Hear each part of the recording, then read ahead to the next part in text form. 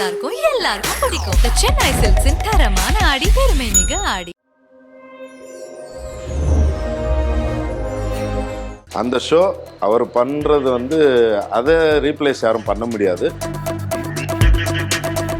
அந்த big pass போனாலே போயிடுச்சுப்பா அப்படிம்பாங்க. சில பேர் வந்து பிக் பாஸாக நல்ல வாய்ப்புமா, நீங்கள் போகிறதுக்கு முன்னாடி வரைக்கும் பிக் பாஸா அப்படியா கிடச்சிச்சா சூப்பர் வாழ்த்துக்கள் அப்படின்னு சொல்லுவேன். போயிட்டு வந்தாங்க, நான் தான் சொன்னேன்லப்பா பிக் பாஸ் போயிட்டு வந்தாலே இது வந்து சும்மா பார்க்கக்கூடிய விமர்சனங்கள் தான் சொல்கிறாங்க. அது ஏன் அப்படின்னா, டக்குன்னு அவர் சல்மான் கான் மாதிரி என்ன பேசுகிற உள்ளே வரேன்டா அப்படின்ற மாதிரி அப்படி வர்ற ஆள் இருந்தால், இப்போ அவர் வந்து விட்டுட்டு போனது அது இதுன்னு 1000 பேர் 1000 காரணம் சொல்லலாம். அதில் அவரோட சினிமேட்டிக் கமிட்மெண்ட்ஸ் அப்படின்னு ஒரு விஷயத்த சொல்லியிருக்கிறாரு. இன்னொன்று என்னென்னா, கம்ப்ளீட்டாக நான் இதுலேருந்து போகிறேன்னு சொல்லலை, தற்காலிகமானு இருக்காரு. டெலிவிகடன் வியூவர்ஸ் எல்லாருக்கும் ஒரு பெரிய வணக்கம். டெலிவிஷன் ஆடியன்ஸை பொறுத்தவரையில் ஆடி போய் ஆவணி வந்தால் டாப்பான ஒரு ஷோ பற்றின ஒரு டாக்காக இருக்கும். விஜய் டிவியில் ஒளிபரப்பாகி வர பிக் பாஸ் பற்றி தான் சொல்கிறோம். 2017 7 சீசன்கள் வெற்றிகரமாக விஜய் டிவியில் ஒளிபரப்பாகி வந்த பிக் பாஸ் சீசன் 8 அடுத்த சில தினங்களில் ப்ரொமோவோட வெளியாகலாம்னு இருக்குது. முதல் முறையாக திரு கமல்ஹாசன் அவர்கள் இல்லாமல் இந்த பிக் பாஸ் ஒளிபரப்பாக இருக்குது. யார் அடுத்து பண்ண போகிறாங்க அப்படிங்கிறது சமூக ஊடகங்களில் நிறைய விவாதங்கள் போய்கிட்டு இருக்கு. அதை அடுத்த சில தினங்களில் நமக்கு யார் பண்ணுவாங்கங்கிறது தெரிஞ்சிடலாம். இந்த சூழலில் பிக் பாஸ் சீசன் 1 அந்த நிகழ்ச்சியை தொடர்ந்து வாட்ச் பண்ணிட்டு வந்தவரும், கடந்த சீசனில் வந்து வைல்ட் கார்டு எண்டியில் உள்ளே போய் 100 நாள் வரைக்கும் இருந்து ஒரு கட்டத்தில் டைட்டில் கூட வாங்கிடுவாரோ அப்படின்னு ஒரு எதிர்பார்ப்பை கிளப்பி விட்டவருமான நடிகர் தினேஷ் இப்போ நம்ம கூட இருக்காங்க. நிறைய விஷயங்களை நம்மகிட்ட ஷேர் பண்ணியிருக்காங்க. வாங்க பேசலாம். வணக்கம். வணக்கம். வணக்கம். இப்போ வந்து கமல் சார் இல்லாத ஒரு ஃபர்ஸ்ட் பிக் பாஸ் அப்படிங்கிற ஒரு சூழல் உருவாகி இருக்கு. பல குணாதிசயங்களை கொண்ட போட்டியாளர்கள் உள்ளே வர்றாங்க. கமல் சார் மாதிரி ஒரு லெஜெண்ட் அங்கே அந்த தொகுத்து வழங்குற இடத்துல இருக்கும்போது அதை ஹேண்டில் பண்ணுறதுங்கிறது ரொம்ப ஈஸியான ஒரு விஷயமா இருக்கும். கமல் சார் அவரோட அனுபவம், ஒரு வழி நடத்துகிற இதெல்லாம் வச்சு கண்டஸ்டண்ட்டுகள் வந்து கட்டுப்பட்டு போவாங்க. இப்போ வந்து புதுசாக ஒரு யார் வராங்கங்கிறது நமக்கு இன்னும் தெரியல. அந்த இடத்துல வந்து புதுசாக ஒரு ஆங்கர் வரும்போது அந்த ஷோ வந்து ஒரு கட்டுக்குள்ளே இருக்குமா? நீங்கள் அதை எப்படி பார்க்குறீங்க? முந்தானேத்து இல்லையா கமல் சார் வந்து அனௌன்ஸ்மெண்ட் கொடுத்தது, அது வந்து பார்த்தீங்கன்னா ஆக்சுவலாக அந்த ஷோ வந்து ஒரு சைக்காலஜிக்கலாக வந்து ஹேண்டில் பண்ணுறதுங்கிறது வந்து ஒரு ரொம்ப கஷ்டமான விஷயம். இப்போ எப்படி இந்த ஒரு குழந்தைங்களை வந்து ஒரு அப்பா வளர்க்கும் போது ஒரு கண்டிக்கிறது வந்து இப்படியும் போகக்கூடாது அப்படியும் போகக்கூடாதுங்கிற மாதிரி ஒரு நெளிவு சுழிவோடு பண்ணும். அது வந்து ஒரு ரொம்ப எக்ஸ்பீரியன்ஸான ஒரு பர்சன் தான் பண்ண முடியும். அதுக்கு கரெக்டான ஆள் கமல் சார் தான். அவரோட அனுபவம் வந்து ரொம்ப பெருசு. ஓகேங்களா?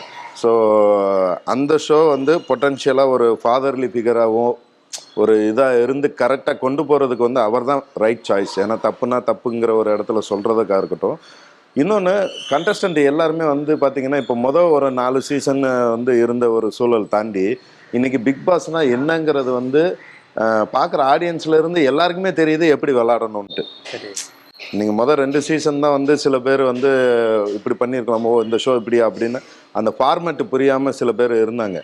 ஆனால் இப்போ ஒரு 7 சீசன் ஆனதுக்கப்புறம் வந்து பார்த்திங்கன்னா ஒரு 4 சீசன் தாண்டியே வந்து ஃபார்மேட் என்னங்கிறது வந்து ஆடியன்ஸுக்கே நல்லா தெரியும். ஸோ அப்படி இருக்கும்போது பிக் பாஸ்குள்ளே வரணும்னு வர்றவங்களே வந்து எப்படி வர்றாங்கன்னா, சண்டை போட்டால் டிஆர்பி வரும், ப்ரோமோவில் வந்துடுவோம், நம்ம அது நமக்கு வந்து ஒரு விஷயம் வரும், கரெக்டாக எங்கே வந்து நமக்கு கேப்பு கிடைக்குதோ அங்கே நம்ம தூக்கி அடிக்கணும் அப்படின்னு அந்த மனநிலையில் தான் வர்றாங்க. ஸோ இந்த மாதிரி வர்றவங்கத்தில் வந்து கரெக்டாக வந்து ஒரு இடத்துல பேலன்ஸ் பண்ணி எங்கே அடிக்கணுமோ அடித்து கரெக்டாக அந்த ஷேப் பண்ணி கொண்டு போகிறது வந்து அந்த கமல் சார் மாதிரியான ஒரு ஆள் இருந்தால் தான் பண்ண முடியும். அவர் இப்போ வந்து பண்ணலை அப்படின்னு சொன்னது வந்து ஆடியன்ஸும் சரி எல்லாருக்குமே ஷாக்கிங்கான விஷயந்தான். ஆமாம், அது சில பேர் 1000 பேர் சில இது 1-2 பேர், அதாவது சில பேர் சில விமர்சனங்கள் சொல்லுவாங்க. பட் அதெல்லாம் வந்து ஓரங்கட்டி வச்சாலும் அந்த ஷோ அவர் பண்ணுறது வந்து அதை ரீப்ளேஸ் யாரும் பண்ண முடியாது.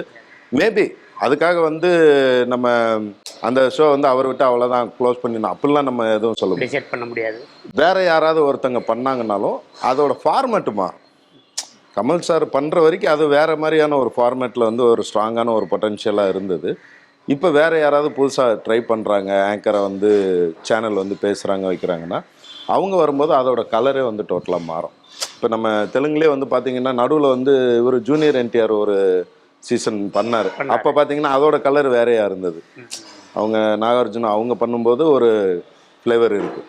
இல்லையா? ஆமா. ஸோ அது மாதிரி வந்து மேபி நம்ம இப்போ வேற யாராவது வந்து ஒரு ரைட் சாய்ஸாக எடுத்து சூஸ் பண்ணாங்கன்னா பழைய சீசன் மாதிரி இருக்காது, ஆனால் வேற மாதிரி இருக்கலாம். இந்த சீசன் பொறுத்தவரையில் அந்த டிஆர்பிங்கிறது ரொம்ப முக்கியம். ஒரு 7 சீசன்களை வந்து ஒரு பேட்டர்னில் வந்துகிட்டு இருந்த ஒரு ஷோ. அந்த 3 மாதங்கள் பார்த்தீங்கன்னா டிஆர்பிலையும் நல்ல ரேட்டிங் வந்துகிட்டு இருந்தது.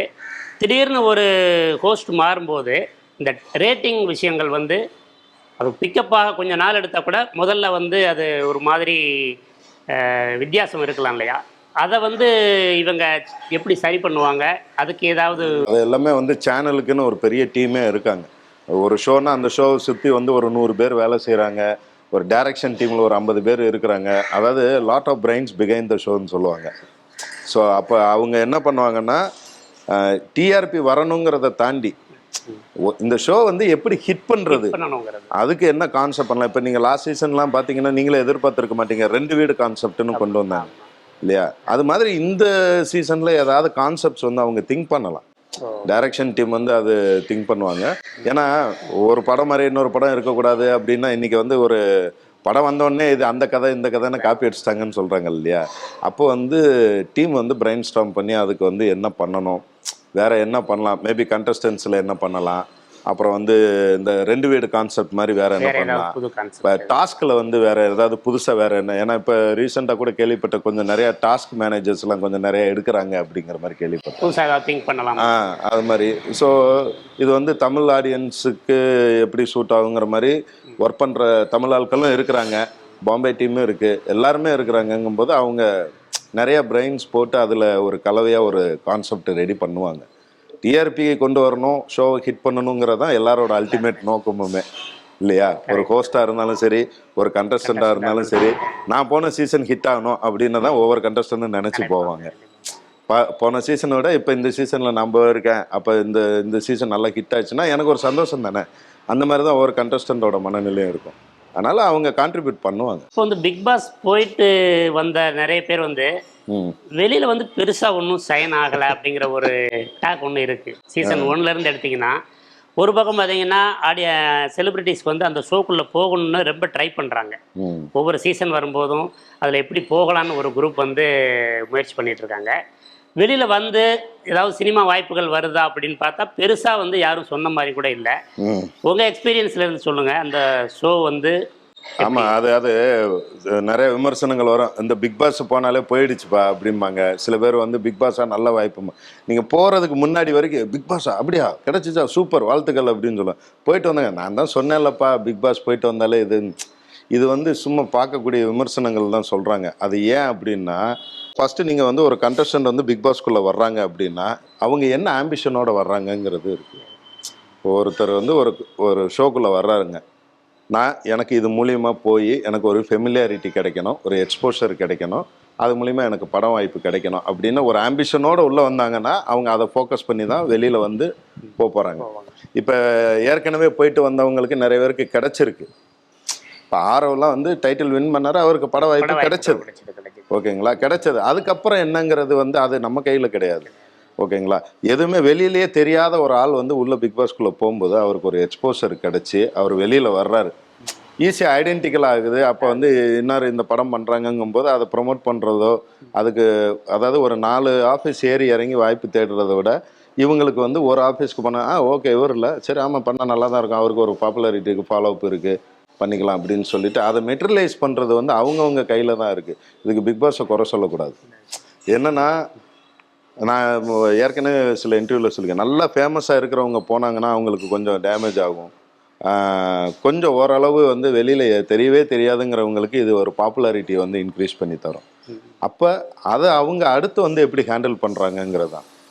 ஓகேவா, ஆட தெரியல மேடை கோணலுன்னு சொன்ன மாதிரி ஷோவை வந்து நம்ம சொல்லக்கூடாது. ஏன்னா அந்த ஷோ வந்து உங்களுக்கு வந்து 24/7 உங்களை பார்க்குற அளவுக்கு எக்ஸ்போஷர் கொடுக்குது. புரியுதுங்களா? நீங்கள் வந்து ஒரு ஃபோட்டோ எடுத்து நம்ம வந்து இன்ஸ்டாவில் போட்டாலே எத்தனை பேர் இதை பார்த்துருக்காங்க, எத்தனை பேர் அதை லைக் பண்ணியிருக்கிறாங்க, எத்தனை வியூஸ் போகுதுங்கிற அந்த ஆர்வத்தில் தான் இன்றைக்கி சோஷியல் மீடியாவிலேருந்து அத்தனை பேர் யூடியூப்லேருந்து எல்லாருமே பண்ணிகிட்டு இருக்காங்க. நீங்கள் சும்மா ஒரு சமையல் வீடியோ போடுறீங்க, அதை எத்தனை பேர் பார்க்குறாங்கங்கிற ஆர்வம் தான் உங்களுக்கு இருக்குது. அப்போ வந்து நிறைய பேர் என்னை பாருங்கங்கிற எண்ணம் தானே வந்து எல்லாருக்கும் இருக்குது, பாப்புலர் ஆகணும்னு நினைக்கிறவங்களுக்கு. ஆனால் இந்த ஷோ வந்து உங்களுக்கு 24/7 உங்களோட பிஹேவியர் ஆக்டிவிட்டிஸ் எல்லாத்தையுமே காட்டுது. அந்த இடத்துல நீங்கள் உங்களோட ஆக்டிவிட்டியை என்னவா காட்டுறீங்கிறது தான் விஷயம். அப்போ நீங்கள் ஒரிஜினலாகவே ஒரு நல்ல பர்சன், உங்களுக்கு நிறைய டேலண்ட் இருக்குது அப்படின்னா, இப்போ இந்த போன சீசன்லலாம் பார்த்தீங்கன்னா ரொம்ப சர்ப்ரைஸாக நிறைய டேலண்ட் எக்ஸ்போஸ் பண்ணாங்க இல்லையா?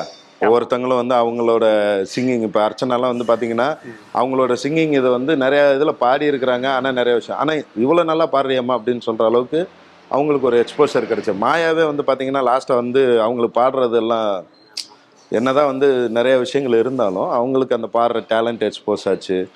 நிறைய விஷயங்கள் இருக்குல்ல. அது மாதிரி வந்து நம்ம அந்த இடத்த, அந்த பிளாட்ஃபார்மை நம்ம எப்படி யூஸ் பண்ணிக்கிறோங்கிறது தான். ஷோவை குறை சொல்கிறதுக்கு ஒன்றும் இல்லை, அதெல்லாம் வந்து சும்மா மித்து. இப்போ வந்து கமல் சார் இல்லாமல் அடுத்து யார் அப்படிங்கிற கேள்வி வந்து நிற்குது. சமூக ஊடகங்களில் வந்து நிறைய பெயர்கள் அடிபட்டு இருக்கு. சூர்யா, சரத்குமார், நயன்தாரா, ரம்யா கிருஷ்ணன், இந்த மாதிரி விஜய் சேதுபதி, இந்த மாதிரி நிறைய பேர் அடிபட்டு இருக்கு. யார் இதில் பண்ணினா நல்லாயிருக்கும், இல்லை யார் பண்ணுறதுக்கு வாய்ப்பு இருக்குது, அந்த மாதிரியான ஏதாவது தகவல் உங்களுக்கு தெரியுமா? இல்லை உங்களோட பர்சனல் ஒப்பீனியன், யார் பண்ணால் இதை நல்லா ஹேண்டில் பண்ணுவாங்க? சிம்புலாம் ஆல்ரெடி அல்டிமேட் பண்ணியிருக்கிறாரு, அது மாதிரி யார் பண்ணால் நல்லாயிருக்கும் அப்படிங்கிற மாதிரி உங்களோட கருத்தாக சொல்லுங்கள். நீங்கள் கேட்குறது கரெக்டு தான். பட் இது வந்து என்னோட கருத்தாக தான் நான் சொல்ல முடியுமே தவிர, ஒவ்வொருத்தங்களுக்கு ஒரு விஷயம் இருக்கும் இல்லையா? இப்போ ஆனால் நானும் பார்த்தேன் சோஷியல் மீடியாவில் நிறையா வந்துட்டு இருந்தது. உங்கள் சிம்பு வந்து பண்ணுவார், ஏன்னா அவர் அல்டிமேட் பண்ணதுனால திரும்ப அவங்க பண்ணுவாங்க. அப்புறம் நயன்தாரா பண்ணுவாங்க, அப்புறம் அர்ஜுன் சார் பண்ணுவாங்க, மாதவன், இந்த மாதிரி வரிசையாக சொன்னாங்க. சூர்யா சார், கார்த்தி, இவங்கெல்லாம் கூட பண்ணுவாங்க அப்படின்ற மாதிரி. பட் இந்த ஷோவை பொறுத்த வரைக்கும் என்னென்னு கேட்டிங்கன்னா, நீங்கள் உள்ள எல்லா சீசன்லேயுமே வந்து பார்த்தீங்கன்னா விளாண்டப்ப ஒவ்வொரு அந்த அந்த வாரம் விளாட்றாங்கல்ல, ஒரு கண்டஸ்டண்ட்டு ஒரு கான்ஃப்ளிக்ட் வந்து ஹேண்டில் பண்ணுறதா இருக்கட்டும், ஒரு புதுசாக ஒரு மேட்ரு உருவாக்குறது, இது எல்லாமே வந்து பார்த்தீங்கன்னா அந்த வீக்கெண்டை நோக்கி அவங்களோட கேம் இருக்கும். நீங்கள் லாஸ்ட் சீசன் பார்த்தீங்கன்னா பிரதீப்புக்கும் கூல் சுரேஷ் அவருக்கும் ஒரு சண்டை வருது அப்படின்னா அதை வந்து 2 நாள் ஆற போடுறாங்க, சாட்டர்டே வரைக்கும் வெயிட் பண்ணுறாங்க. ஏன்னா அங்கே கமல் சார் வரும்போது ஒரு விஷயம் பண்ணலான்ட்டு அந்த, ஏன்னா இது வந்து வெளியில் அனுப்புறது தானே. இந்த ஷோவோட ஃபார்மேட்டே வந்து கண்டஸ்டண்ட்டோட பாப்புலேஷனை கம்மி பண்ணி ஒவ்வொருத்தரையாக டார்கெட் பண்ணி வெளியில் அனுப்புறது தான். இதுக்கு வாரம் ஒரு விஷயம் நடக்கும். ஒரு டாஸ்கில் ஒரு கான்ஃப்ளிக்ட் வரும். இந்த கான்ஃப்ளிக்டில் 2 பேரும் ஒரு விஷயத்தை உருவாக்குவாங்க. இதை சாட்டர்டே சண்டேயில் வந்து கமல் சார் வரும்போது எப்படி பேசலாம், இதை எப்படி கொண்டு போகலாம். ஏன்னா அவர் உரிமை குரல்னு ஒன்று கொடுக்கும்போது இந்த உரிமை குரலை எந்த சாட்டர்டே தூக்கலாம், இந்த சாட்டர்டே தூக்கலாமா, அடுத்த சாட்டர்டே தூக்கலாமா. அப்போ மோஸ்ட்லி வந்து பார்த்தீங்கன்னு வச்சுக்கோங்களேன், என்ன தான் வந்து நம்ம வந்து உள்ள 1000 பிளான் பண்ணி கேம் விளாண்டாலும் அந்த சாட்டர்டே எபிசோட் அப்படின்னு அதை நோக்கி தான் ஒரு நகர்வு இருக்குது எல்லா கண்டஸ்டண்டோட கேமுமே. அப்போ அந்த இடத்துல கமல் சார் அப்படிங்கும்போது இவங்க எல்லாரும் ஒரு கேம் ஆடினாங்க. இப்போ வேற ஒரு ஹோஸ்ட் அப்படிங்கும்போது அந்த இடத்துல வரக்கூடியவங்க எந்த மாதிரி பொட்டன்ஷியலில் இருக்க போகிறாங்க. டக்குன்னு அவர் சல்மான் கான் மாதிரி என்ன பேசுகிற உள்ளே வரேன்டா அப்படின்ற மாதிரி அப்படி வர்ற ஆள் இருந்தால் கேம் பேட்டர்னே வேறு மாதிரி இருக்கும். ஸோ நீங்களே அவர் சாரே சொல்லியிருப்பார், கமல் சாரே, மற்ற சீசன்லலாம் மற்ற லாங்குவேஜில் உள்ள ஷோலாம் எப்படின்னு தெரியாது, ஆனால் இங்கே இதுக்கு ஒரு கட்டுக்கோப்பு இருக்குது அப்படின்ற மாதிரி ஒரு விஷயம் சொல்லியிருப்பார். ஸோ இப்போ அடுத்து வர போகிற ஹோஸ்ட் எப்படி என்ன மாதிரி ஹேண்டில் பண்ணுவாங்க. தமிழ் ஆடியன்ஸ் வந்து ஒரு 7 சீசனாக வந்து இந்த பிக் பாஸ் இந்த ஃபார்மேட்டில் பார்த்துருக்காங்க. இப்போ டக்குன்னு வேறு ஒரு ஃபார்மேட் வரும்போது அது எப்படி அடாப்டபிலிட்டி வரும், இது எல்லாத்தையும் யோசித்து தான் சேனலும் ஒன்று முடிவு பண்ணோம்.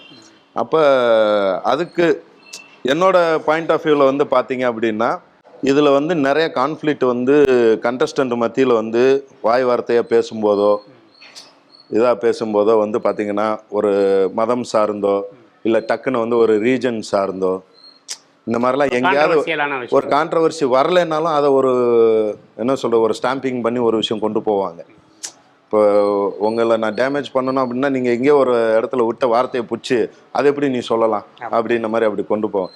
இந்த மாதிரி ரொம்ப சென்சிட்டிவான டாப்பிக்கை ஹேண்டில் பண்ணுற கெப்பாசிட்டி வந்து பார்த்திங்கன்னா எனக்கு தெரிஞ்சு அவர் விஜய் சேதுபதி. ஏன்னா அவர் நீங்கள் நிறைய ப்ரெஸ் மீட்லையுமே வந்து பார்த்தீங்கன்னா ரொம்ப கான்ட்ரவர்ஷியலாக ஒரு கொஸ்டின் வந்தாலும் அதுக்கு அப்படியே லட்டு மாதிரி பதில் சொல்லிட்டு போவார் சூப்பராக. அப்படி கேட்குற ஆளும் நோகாத மாதிரியும் அதை வந்து மறுக்கவே முடியாத அளவுக்கு அழகாக ஒரு எக்ஸ்பிளனேஷன் ஒன்று கொடுத்து அதை சரி தப்புன்னு வந்து சூப்பராக சொல்லுவார் அவர் இல்லையா. ஸோ அந்த விதத்தில் வந்து பார்த்திங்கன்னா அவர் விஜய் சேதுபதி வந்து கொஞ்சம் ஒரு ஆப்டான சாய்ஸாக இருப்பார் அப்படிங்கிறது என்னோட கருத்து. ஏன்னா இப்போ அர்ஜுன் சார்லாம் வந்து சர்வைவர்லாம் பண்ணாங்க, அவரும் வந்து கரெக்டு தான். ஏன்னா அவரும் வந்து அதெல்லாம் கிடையாது அப்படின்ற மாதிரி ஒரு மாதிரி ஹேண்டில் பண்ணுவார். பட் ஆண்டவர் சாட்டர்டே வருவார், வந்தவொடனே போட்டு கிழிக்க போகிறோம் நம்மளை இப்போ கரெக்டாக ஐயா இதுக்கு எப்படி பதில் சொல்கிறதுன்னு பயந்து ஒரு விஷயம் நம்ம யோசிக்கிறது ஒன்று இருக்குது. அதை தாண்டி இவர்கிட்டக்க நம்ம பொய்யே சொல்ல முடியாதுப்பா, இவர்கிட்டக்க நம்ம மேனிப்புலேட்டே பண்ண முடியாது. சாட்டர்டே எபிசோடில் இவர்கிட்டக்க நம்ம மேனிப்புலேட்டே பண்ண முடியாது. கரெக்டாக அப்படியே காலரை பிடிச்சி தூக்கிடுவார் இவர் அப்படின்ன மாதிரி ஒரு பயம் யார் மேலே வரும் அப்படின்னா விஜய் சேதுபதி மாதிரி. அவர் ஏன்னா அவர் கொஞ்சம் நாலேஜபிளாக பேசுவார், கரெக்டாக ஹேண்டில் பண்ணுவார் அப்படிங்கிற ஒரு விஷயம். ஸோ அந்த விதத்தில் எனக்கு என்னோட பாயிண்ட் ஆஃப் வியூவில் அவர் வந்தால் ஷோ ஒரு ஃபார்மேட்டு கொஞ்சம் கிட்டத்தட்ட அந்த 7 சீசனோட ஒரு இதில் அந்த ஜோஸில் போகும்னு நினைக்கிறேன். போன சீசனில் அந்த 2 வீடு கான்செப்ட் மாதிரி வர சீசனில் வந்து புதுசாக, அதாவது போஸ்ட் மாறி இருக்கிறாருங்க, மாறி இருக்கிறாரு, இந்த மாதிரியான விஷயங்களை வச்சு பழைய கண்டஸ்டன்ஸ் சிலரை வந்து உள்ளே அனுப்புகிற மாதிரி. அதாவது முன்னால் இப்போ 1வது சீசன்லேருந்து எடுத்துட்டிங்கன்னா பரபரன்னு விளையாண்டவங்க, ஆனால் டைட்டில் வின் பண்ணாமல் டைட்டில் வின் பண்ணணுங்கிற வரைக்கும் போய் விளையாண்டவங்கள, அந்த மாதிரியான உதாரணத்துக்கு நம்ம பிரதீப் ஆண்டனி மாதிரியான சில கண்டஸ்டண்ட்டுகளை கூட உள்ளே இறக்கலாம் அப்படிங்கிற மாதிரியான ஒரு பேச்சுக்கள்லாம் கூட கேட்டுட்டு இருக்கு. உங்களுக்கு அந்த மாதிரி வாய்ப்புகள் வந்தால் நீங்கள் திரும்ப கூப்பிட்டா போகிறதுக்கான வாய்ப்புலாம் இருக்கா? எனக்கு தெரிஞ்சு அது மாதிரி இது வரைக்கும் நடந்தது இல்லை. ஏற்கனவே ஒரு வாட்டி பார்ட்டிசிபேட் பண்ணவங்கள வந்து திரும்ப ஷோவில் கூப்பிட்ட மாதிரி தெரியல. அல்டிமேட் அப்படின்னு ஒரு இதில் என்ன பண்ணியிருக்கிறாங்க. அதுக்கு முன்னாடி யார், இந்த பிந்து மாதவி, அவங்க வந்து தமிழ்ல ஒரு எக்ஸ்பீரியன்ஸ் இருந்து அப்புறம் தெலுங்குல போய் டைட்டில் வின் பண்ணாங்க. இது மாதிரி இதுக்கு முன்னாடி நடந்தது இல்லை, ஆனால் நடந்தா நல்லா இருக்கும்னு சொல்லுவாங்கல்ல, அந்த மாதிரி ஒரு சில விஷயங்கள் தான். பிக் பாஸ் 7ல் பழகினதை வச்சு அந்த மெமரிஸ் ப்ளஸ் எக்ஸ்பீரியன்ஸ், அவரோட ஆங்கரிங், இதை பற்றி இது என்னன்னா இப்போ நீங்கள் என்ன கேட்க வரீங்கிறது தெரியுது. அவரோட அந்த இது சில விஷயங்களை அட்ரஸ் பண்றது வந்து நிறைய விமர்சனங்களுக்கு உட்பட்டது அப்படின்னு இருந்ததுன்னு சொல்றீங்க இல்லையா. அது வந்து என்னன்னா பழைய கண்டஸ்டன்ஸோ சில பேரோ வந்து அவரோட விஷயங்கள் அவரை ஹேண்டில் பண்ண விதத்துக்கு முரண்பட்டு சில கருத்துக்கள் சொல்றாங்கன்னா அதை பத்தி எனக்கு தெரியல. ஏன்னா அவங்களோட எண்ணங்கள் அப்படி, அவங்க தாட் என்னவா இருக்குது. ஏன்னா எனக்கு பிடிச்ச ஒரு விஷயத்த அவங்களும் சரி அப்படின்னு சொன்னாங்கன்னா எனக்கு அவங்க பிடிச்ச ஆளு, நான் சொல்ற விஷயத்த வந்து அவங்க மறுத்தாங்கன்னா ஐயா அவங்களுக்கு நமக்கு செட் ஆகாது அப்படிங்கிற மாதிரி அந்த பேட்டர்ன் கிடையாது இங்க. இந்த ஷோல வந்து என்னன்னா நீங்க செய்யறது தப்பா சரியா அப்படிங்கிற ஒரு விஷயத்த வந்து பேசுறதா, அதை அவரோட நாலேஜ் அண்ட் எக்ஸ்பீரியன்ஸ் ஒன்று இருக்கு, அதை பேஸ் பண்ணி அவர் அந்த இடத்துல வந்து நமக்கு அதை சுட்டி காட்டுறார். அப்படிங்கும்போது அதை நான் ஏற்கனவே வந்து பிக் பாஸ்ல இருந்து வெளியில வந்தப்போ ஒரு இன்டர்வியூ கேட்டாங்க, அப்பவே சொன்னேன். அந்த ஒரு சில பிரச்சனைகள் வந்து அவர் அட்ரஸ் பண்ணும்போது, தினேஷ் இதுக்கு நீங்கள் சாரி கேட்க விரும்புகிறீங்களா, இல்லை நீங்கள் சொன்னது அந்த மாதிரி போகும் அப்படின்ற மாதிரி ஒரு விஷயம் சொன்னதாக இருக்கும். இது எல்லாமே வந்து அவரோட அனுபவத்தில் அவர் ஒரு சில விஷயங்களை பார்த்து வந்து நமக்கு சொல்கிறாரு. இப்போ நான் ஒரு விஷயத்த சொன்னேன், அது வந்து எங்களுக்கு உள்ளே இருக்கும், வெளியில் என்ன நடக்குதுங்கிறது கூட எங்களுக்கு தெரியாது இல்லையா. ஏன்னா நான் வந்து பிக் பாஸ் இந்த சீசன் முடிச்சுட்டு வெளியில் வந்தோடனே எனக்கு பயங்கர ஷாக்கிங்காலாம் இருந்த நிறைய விஷயங்கள். ஓகேவா, நான் என்னமோ நினச்சிட்டு அங்கே அப்போ தான் வந்து பார்த்தீங்கன்னா அந்த கடைசி ஒரு 10 நாள்லாம் வந்து நான் பேசின வெளியில் பார்க்கும்போது பைத்தியக்காரத்தனமாக இருந்திருக்கும் இல்லையா. ஸோ நமக்கு வெளியில் என்ன நடக்குதுங்கிறது தெரியாது. நம்ம உள்ள ஒரு கற்பனையில் வந்து இது ஒரு விஷயம் இப்படி நல்லபடியாக நடந்தோம், நம்ம பேசுகிறது வந்து இந்த மாதிரி ஒரு நல்ல விஷயம் தான் பேசியிருக்கோம் நம்ம நினச்சிட்டு இருப்போம் இல்லை. அப்போ அது வெளியில் எப்படி ப்ரொஜெக்ட் ஆகுது, எப்படி ப்ரொஜெக்ட் பண்ணப்படுது அப்படிங்கிறதும் நமக்கு தெரியாது. ஏன்னா பிஆர் டீம்ல இருந்து ஒவ்வொருத்தங்களுக்கு ஒவ்வொரு நலம் விரும்பிகள் இருக்கிறாங்க. அப்போ சப்போஸ் ஒரு ஸ்லிப் ஆஃப் த மொமெண்ட்டில் வந்து நான் சொன்ன ஒரு விஷயம் ஏதோ ஒன்று இப்படி மாறி போயிருந்தா கூட அதுவும் அன்னைக்கு இவங்க என்ன சொல்லுவாங்க, கமல் சார் தான் அதை கரெக்ட் பண்ணார் அப்படிம்பாங்க. அப்படி போகலை அப்படின்ன உடனே ஒரு நம்மளை டேமேஜ் பண்ணணும், நம்ம யாருக்காக வந்து அதை சொன்னார் அப்படிங்கும்போது அந்த குரூப் ஒன்று பண்ணுறது ஒன்று இருக்கு இல்லையா. அந்த கண்டஸ்டண்டோட நலம் விரும்பிகள் அவங்க ஒரு ப்ரொஜெக்ட் பண்ணுற விதம் ஒன்று இருக்கும். இதில் வந்து பிக் பாஸை பொறுத்த வரைக்கும் சார் உள்ள என்ன கேமுங்கிறது ஒன்று இருக்குது சார், வெளியில் ஒரு கேம் இருக்குது சார். இந்த போகிறவங்க எல்லாருமே வந்து வெளியில் ஒரு கேம் ஒன்று இருக்குது. இது எல்லாத்துக்கும் நடுவில் அவரோட அனுபவம் அவர் சொல்கிறாரு, அதை நம்ம எடுத்துக்கிற விதம் தான். இன்றைக்கி வந்து நிறைய விமர்சனங்கள்லாம் சொல்கிறாங்க, இந்த இப்போ அவர் வந்து விட்டுட்டு போனது அது இதுன்னு 1000 பேர் 1000 காரணம் சொல்லலாம். அதில் அவரோட சினிமேட்டிக் கமிட்மெண்ட்ஸ் அப்படின்னு ஒரு விஷயத்த சொல்லியிருக்கிறாரு. இன்னொன்று என்னன்னா கம்ப்ளீட்டாக நான் இதுலேருந்து போகிறேன்னு சொல்லலை, தற்காலிகமானு இருக்காரு. ஓகேங்களா, இதெல்லாம் வந்து அவரோட அனுபவத்தில் வந்து அழகாக சொல்கிறாரு. சினிமேட்டிக் கமிட்மெண்ட்ஸ் தற்காலிகம்னு தான் அவர் சொல்லி இது பண்ணுறாரு. தற்காலிகம்னா என்ன, அப்போ இனிமேல் வரவே மாட்டேன்லாம் கிடையாது, மேபி அடுத்த சீசன் அவர் பண்ணலாம் இல்லையா. அவரோட அனுபவம் வேறு. அவர் கூட வந்து இந்த இதனால தான் அவர் போயிட்டாருன்னு இந்த கம்பேரிஷன் சில இதெல்லாம் எடுக்கிறாங்க. அதெல்லாம் வந்து அவங்க அனுபவம் என்ன, இவரோட அனுபவம் என்ன இல்லையா? இவர் பார்க்காத ஆட்களா, படிக்காத புத்தகங்களா, தெரியாத நாலேஜா? யோசிச்சு பாருங்க. கிட்டத்தட்ட வந்து 60 வருஷமாக சினிமாலையும் சரி, மீடியாலையும், பத்திரிகை துறையில் எல்லாத்துலேயுமே வந்து சென்சேஷனல் நியூஸாக வந்துக்கிட்டு இருக்கக்கூடிய ஒரு பெரிய லெஜெண்ட் அவர். ஓகேங்களா? ஒரு 6 மாதத்துக்கு முன்னாடி நடந்த ஒரு சீசனில் சென்சேஷன் ஆயிட்டு இதனால தான் அவர் வந்து போயிட்டார், அதனால தான் இது போயிட்டாருன்னு இந்த பல விமர்சனங்களை வச்சுக்கிட்டு சில பேர் வந்து கமெண்ட்ஸ் போட்டுட்டு இருக்காங்களே, இவங்கெல்லாம் வந்து ஓரமாக வைங்க, அதெல்லாம் தூக்கி போடுங்க.